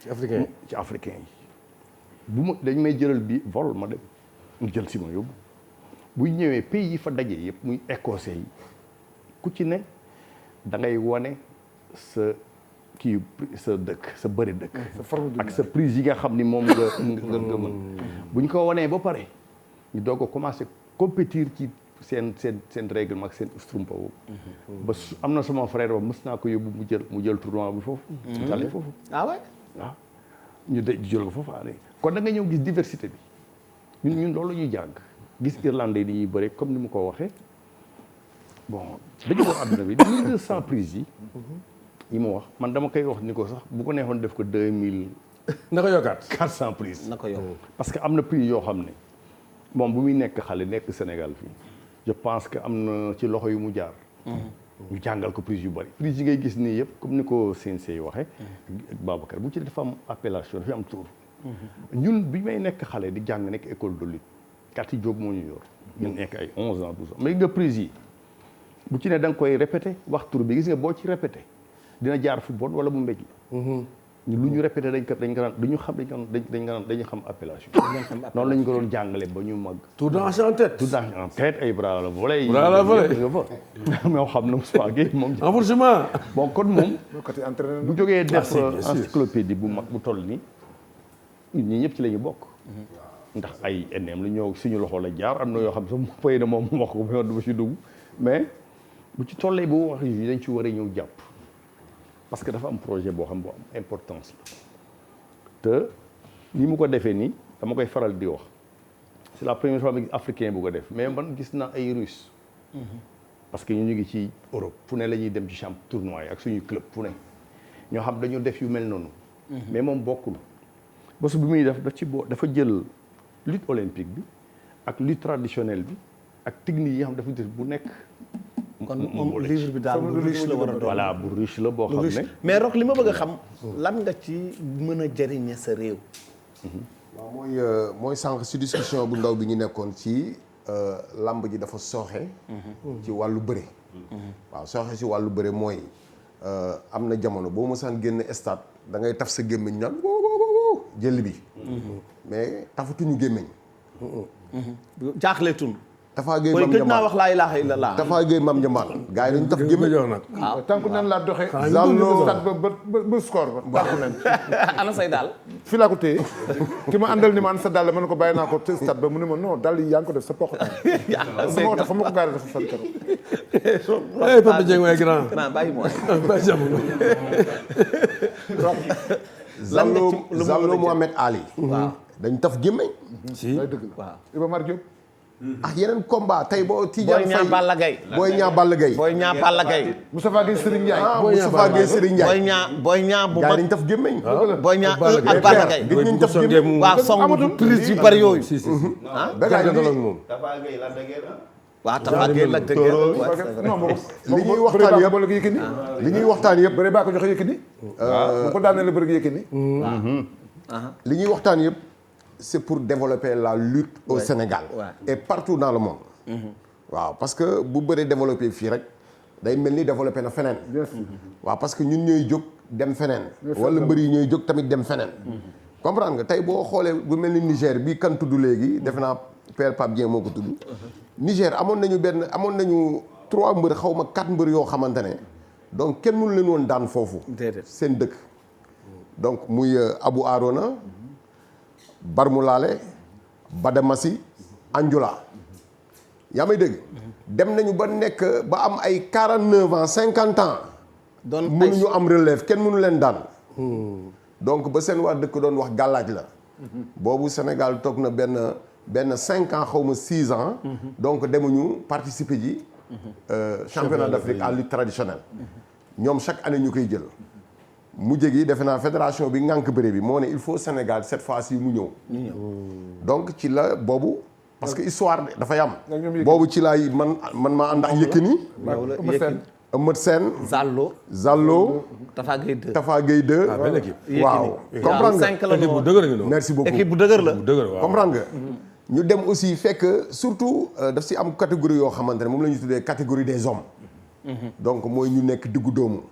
ay 90 kilos 95. wala 82 kilos. comprendre ba si 74 kilos. luur yi sax du ñu xaw a efficace trop. comprendre nga dafa xam ne lu compétition noonu la. ñoom la ñuy woy les bateaux. les bateaux merci comprendre nga. mais li ma ci gën a impressionné mooy Abou Arona bi nga xamante ne tey moo doon def 86 kilos di doon bëgg a rey nit ñi. doon bëgg a rey africains yi. donc moo doon catégorie Zallo si jamono yooyu. yaa may dégg. donc ñiy daan ba dajeek ñoom final. mu Sénégal Niger. yaa may dégg premier combat Tafa Gueye numéro 2 ñëw assuré ko. deuxième combat boobu may def 76 kilos ma ñëw assuré. Zallo daal di ñëw dajeek Abou Arona nga xamante ne avant muy dugg ci géew bi donc gars yi dañuy zibilé. stade bi day toj dañuy zibilé. parce que moom roi la woon foofu roi. imbattable waaw roi. comprendre nga mais première action arbitre dafa soufflé rek mu dem téye triceps Zal triceps bi lu téye rek daal di ko pes. Zal romb ko. non pes tànk bi. da ko arbitre dafa soufflé rek mu téye triceps yi rek. pes ko. waaw comprendre nga. waaw mais da ngay gis ni Zal di tourner. parce que il était souple. souple ndeysaan. comprendre nga Zal dañ ne gars yi dañ ne dafay daanu mi ngi daanu ji. parce que da ko pes. mais Zal dafa tourner. ba pare daal di def benn genre rotation yokk tànkam taxawaat. daal di taf gémmiñam. parce que yaakaaruloon ne waa ji mën na ko def. qualité boobu ndeysaan. comprendre nga. Zal tam commencé jël affaire bi au sérieux très au sérieux. comprendre nga waa ji bi muy ñëw parce que toujours mi ngi jéem a ñëw ci kaw Zal. mais gis nga bi muy déclenché waat ba ni Zal di tëlee loxo bi. di ko tex même chose que ni mu daanee Yékini. archives yooyu ñi ngi CNG. mu ngi CNG. comprendre nga. Moussa Ponti ñëw assuré. Yékini ñëw daal di tëj bunt bi. ñu nekk champion d'Afrique en lutte traditionnelle. waaw boobu ci la Zallo nekkee meilleur lutteur africain. dëgg la waaw ci tournoi boobu. ci tournoi ci boobu la Yékini daaneel waa ji ba nu. tas fédération ba. non bokkul ak boobu. bokkul ak boobu. waaw prochaine année bi ci topp Yékini moo demaat. yaa may dégg. ñu am beneen relève bu ñëwaat. Yékini daan champion ba fédération bi tas. donc ñoom ñu respecté. lamb la nu lamb seen sport national dañ ko bëgg. waaw xaaj Bécaye mais lan moo war a mën a développer tamit foofu Tafa parce que li ñu dese bariwul lan moo war a mën a développer lutte bi par rapport ak lii Rock bind parce que lu am solo la. parce que normalement Rock warul yem rek sa Dakar. livre bi war na wër Sénégal. bu dee film la war na wër Sénégal. mbër yi war nañ ci mën a jàng pour mën a développer lamb ndax wax na ko léegi nee na kenn jàppatul sa gémmiñ. yu mel noonu yaakaar naa pour développer ko qu'est-ce qu'on doit faire. li bi war na wër monde bi. waaw fois France dem ba homologué accepté. waaw ñoo ko homologué. ne yeneen xeet dëkk yëpp dañuy accepté. mais livre bi Rock Mbala di génne dafa na indi jeexital ci Sénégal am ay champion du monde jàgg dama ko yàgg a yuuxu. te Sénégal pour am ay champion du monde de lutte. ay gars yi Sénégal yu capable la ngi fi nekk ay coach. ñii jël seen agent ngi dem ku ci mel ni Amadou Kati Diop agent mi ngi dem mais coach toujours c'est dans la tête. Alioune Dione mi toog nii mais yore na équipe nationale de lutte. mais à chaque fois le Sénégal se contente de jëli benn Sénégalais bu nekk France mbaa ñaar yu nekk France di compétir foofu indi leen jëm jël champion d'Afrique ñu am 2 médailles toog alors que ñun ay champion du monde la ñu war am parce que moo tax booy xool Afrique Sénégal bëgguma toucher benn sport ndax basket ngi fi lu nekk ngi fi dem ay championnat du monde gis ngeen ce qui s'est passé. ay c'est ridicule quand même pour un pays comme Sénégal mais mu nekk accepté parce que niveau yi toll. mais Sénégal rek nga mën a jël mbër wala nga jël judoka wala nga jël karatéka un sport de combat moo ñu indi fi cette situation championnat du monde. waaw rek parce que lu tax loolu.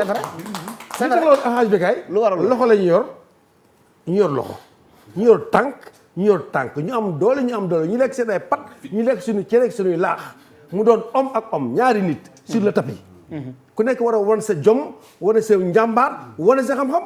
wane sa préparation. bu njëkk lu ñuy wax tant que demoo préparation Bulgarie tant que demoo préparation France doo mën a gagner championnat d'Afrique doo mën a mais Sénégalais yi fi nekk mun naa waat ne mën naa fi citer quelques 5 mbër yoo xam ne ku leen jëloon tëj leen 4 mois préparer leen sur olympique ñu dem indi leen médaille d'or championnat du monde ça c'est clair ils sont là ils sont capables. merci ça c'est réalité. lan moo tax du ñu gagner. li tax du ñu gagner. waaw. maa ngi ko doon wax sànq ci coulisses yi Sénégal rek laa gis fi ñu amee. mais kàddu bu mujj bi en même temps. waaw d'accord waaw en même temps. fi ñu amee chance su kàddu bu mujj bi parce que waa ji mi ngi may commencer. fi ñu amee chance su médaille duñ ko exploiter. est-ce que xalaat nga une seule fois États-Unis dem Jeux olympiques sans basket. non. est-ce que xalaat nga une seule fois États-Unis dem Jeux olympiques sans les coureurs de 100 mètres 200 mètres. xalaat nga Kenya dem Jeux olympiques sans les coureurs de fond. 10 000 mètres. de battling ski ba bis ñu toog nii tey di wax nii. lépp résultat bu positif boo xam ne bii Sénégal mën na ko damoo sport de combat moo ko fi indi. effectivement. Tafa li mu wax léegi c'est pour le rejoindre ci côté boobu. l'autre côté ci. Rock li mu wax ni léegi au moins dana réduire taux de violence bi. ci làmb ji. parce que ñu ngi ko doon wax sànq ci njëlbeen bi lutteurs yu njëkk yi ñoo dàqoon na bëre ñii tey. parce que nit ki ngay xool ngeen di xoolante. nga di ko dóor mu won la gannaaw nga di ko dóor mu war a défendre boppam war a bëre. non kooku limite technique la. bu fekkoon ne nit ki am na technique pure. nga xam ne bu fekkee ne assimilé na les 1200 prises de rock mbalax. alors mën na daan nit ki. parce que war nañu sauvegarder nit ki ci carrière am. sauvegarder dundam après sa carrière. voilà jërëjëf ñu ngi lay gërëm. jërëjëf ci participation bi. waaw Babacar. waaw El Hadj Becaye ñu ngi leen di sant di leen di gërëm. parce que liñ fi waxtaan yëpp jëlee nañ ci njariñ parce que Rock ñu ngi doon waxtaan avant ñu yegg si fii man li ma bëgg rek Sénégal ñu xam ni ñun fii la ñu jàngee. parce que mënuñu génnee CNEPS. ba pare yow ngay gunge mbër boobu buy voyager yow fii la lay bàyyi. dem tukki bu ñëwee tamit buy dem day demaat bala fi. toujours yow nga resté sa dignité toog. parce que bu fayee ko 100 millions doo ci laal. xam nga gox bi nga nekkal tamit gox bi nga nekkal bu mbër mi daanee. dañ naan mbër mi la. bu mbër mi daanoo ñu ne entraîneur bi lim ko xelal baaxul romb. waaw am na benn combat Modou Lo da ngay gis chaque instant Eumeu Sène day jël tànkam. kii Père Birame ni la. non daanuwul ma ne ko daanu na mu ne man bukk daanoogul. xam nga loolu mooy professionnel. professionnel loolu la moom presque day préparer combat avant après. noonu la kon donc dañuy sant ñëpp di gërëm ñëpp. mais ba léegi gis na professionnel parce que téye tànk du bëre. maa ngi wax devant des techniciens. fii mu koy yegg ci tànk. le plus petit technicien en technique de lutte. war na mën a régler boobu problème. loolu jaaduwul donc ils ne sont pas professionnels. des na professionnalisme foofu. donc tànk dafa am ñetti façon nu ñu koy téye. donc P c'est comme ça. crochet comme ça. 2 comme ça 3 comme ça. mais doo téye nii. wala nga téye mooy saisir loxo yi. waaw nii kenn du ñu téye. non nii kenn du ko téye. comprendre nga. donc nii tamit kenn du ko téye. day rëcc fii la ak fii ak fii 1 2 3. 1 2 3. merci Rock Mbalax ñu ngi lay gërëm bu baax. El Hadj tamit di sant di gërëm Abdoulaye Diouf Sarr. sama xarit jàppale si. Abdoulaye Diouf Sarr soxla nañ ko ah. oui. kon di ngeen ko gis kon dinaa leen ko gisal. parce que bismillah. xam nga ak adjoint maire am. Abdou Naar. li ñu doon wax yëpp si affaire lutte. li ñu metti woon yëpp moom mi ngi koy fajal nànk te ñu ngi préparé ay combat yoo xamante ni taxaw na ba pare. xam nga di gërëm tamit. et puis ñuy remercier aussi waa écurie Yoff bi vraiment ay jàmbaar ngeen et puis suqaliwaat ngeen indiwaat ngeen Yoff ah. indi nañu parce que am na ay moment Yoff bokk presque ren am nañu 15 combats 12 combats. benn booy moo ci daan muy caatu ngéwël te daanaat na. mais stade Yoff boobu nag. stade Yoff bi ñu ngi si. gars yi daan nañ fa bëri waaw ñu ngi léegi mu inauguré ko. la dure réalité gis nga mbër. waaw mën nañu dépenser 5 millions ci sëriñ.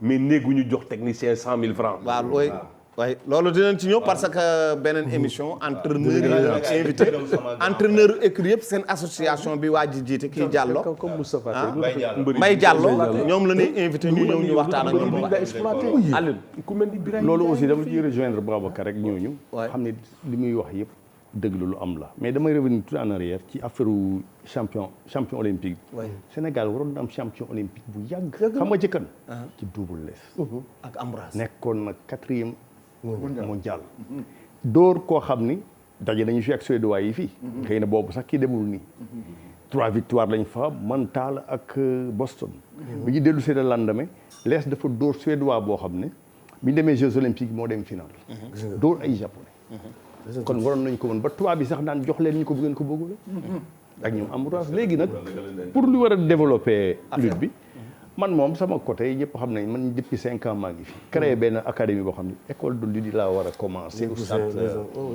fii stade de l'amitié waxtaan naa cheek directeur teg ñëpp parce que foofu lañu jaar pour préparer xale yu daw yi ñu jóg ci laa nekk di liggéey kon di wooteem di remercier aussi di leen remercier di woo aussi suñu maire Moussa Sy parce que am na kii ma ko demandé pour mu jox ko jàppale ñu si non Moussa sportif la xale la pour ñu démarrer ndax maa ko yar sa barak ñoo bokk koñ Moussa moom amul problème ñoo bokk koñ Moussa jàpp di nuyu nag waa Parcelles yëpp 1/26 di nuyu itam waa Médina bi nga xam ne fa lépp démarré ak sama soxna ñoom may mun a calaw yëpp sa sëriñ waa Ndiass Thiel Baba Thiel waa Ndiassane waxal bu baax waaw maa ngi leen di nuyu ak waa Touba ñëpp sama sëriñ di nuyu ñëpp nag waa Parcelles Rob léegi manifestation bi nga bëgg a woote fii kañ la donc dañoo tudd Busulu léegi Busulu turu mbër la Busulu Jaata moo njëkk a takk ngemb ci mbëru Joola géwél bi njëkk a takk ngemb ci géwél mi ngi tudd Kumba Ngoone Sàmb cim dëggal yaa may dégg bi ci tegu dafa mënoon bëre xanaa ki livre la war a bind non mais kii il faut mu bind livre yi day ànd ak ay wax ay rock du ay prise rek yaa may dégg waaw bi ci tegu bërk démb dama ñàkk yaay muy sama magu yaay ñu koy wax Marie Diop yal na ko yàlla xare àjjana ñun maam lañ ko doon wax waaw donc di ko ñaanal yàlla parce que dañ ne dëj ak takkum jabar dañ ko war a fësal waaw parce que kenn xamul làmmiñ bu am barke waaw léegi man damay fësal sama dëju yaay ñëpp ñaanal ko ñu koy wax maam Marie Diop ñëpp ñaanal ko yàlla xaare ko àjjana suuf sedd si kawam amiin waaw ya maa ngi woon nag ñëpp si sama cérémonie de lancement sur les 1200 prises de rock mbalax le 23 décembre Aline Sarr maa ngi ñëw nga tijji rideau yi ma doog a dem feneen dëgg la du noonu grand et puis ak ministre Matar da nga koy seeti mi ngi Matar Ba nga mais dañ koy seeti mais gars yi lay àndal sama staff lay àndal say staff ngay àndal sama staff ñoo toog nii et puis di conseiller xale yëpp ñu jàpp ah 15 secondes non 10 ah ouais 10 d'accord ah ouais waaw may na ma 10 secondes man suma message encore une fois de plus dama koy adresser au président de la République du Sénégal oui monsieur Macky Sall ce qu'une nation cher président a de plus cher au monde c'est son hymne national. Qui en a droit?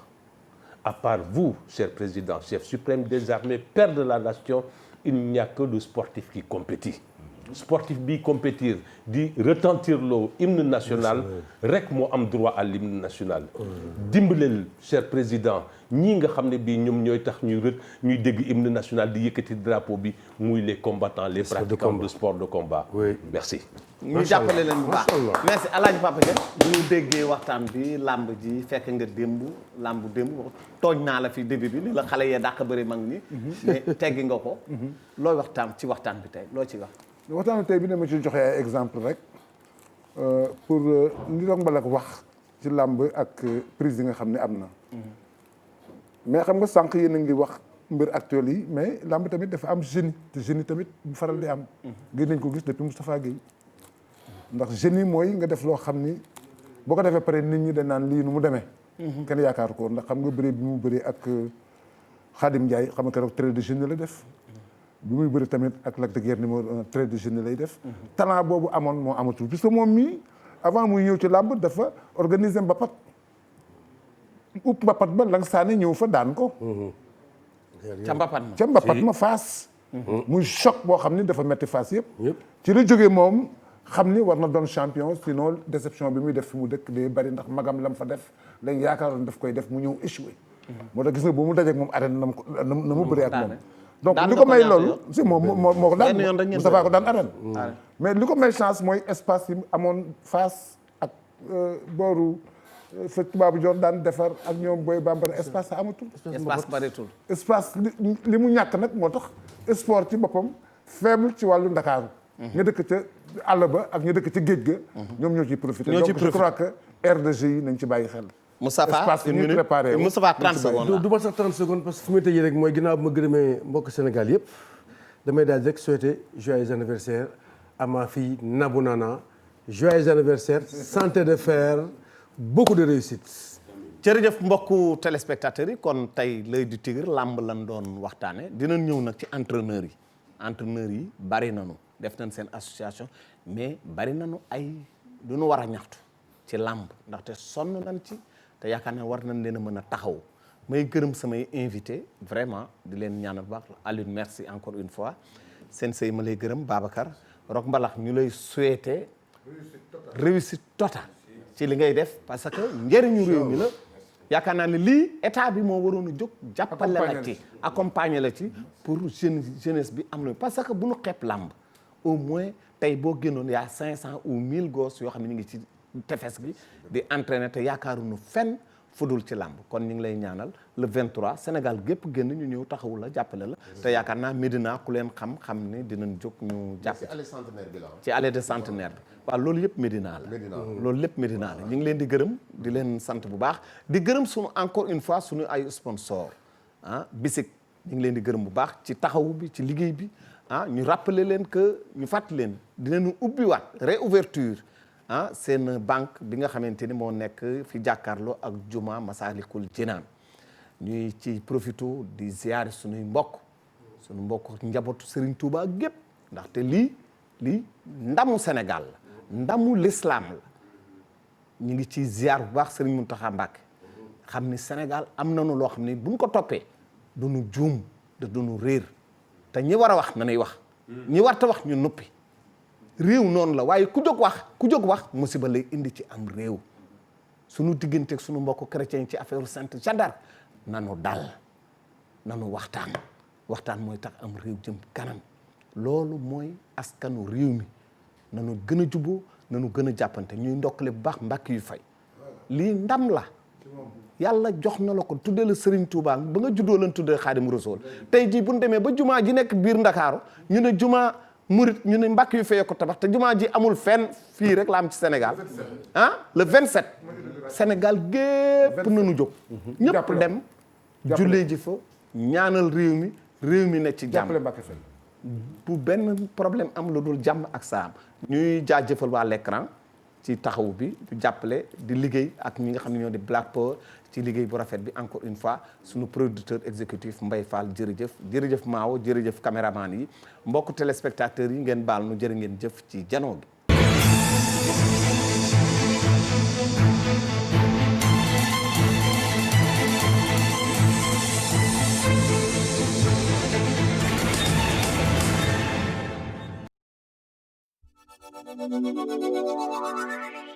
BICIC, banque sahélo-saharienne pour l'investissement et le commerce. Xen Meo l'écran, Meo Bibri Ferniente et la plus belle preuve d'amour. Ak Black Power Energy Drink di joxe cawarte ñoom ñett ñëpp nag ñoo àndandoo doon leen may seen émission L'œil du tigre.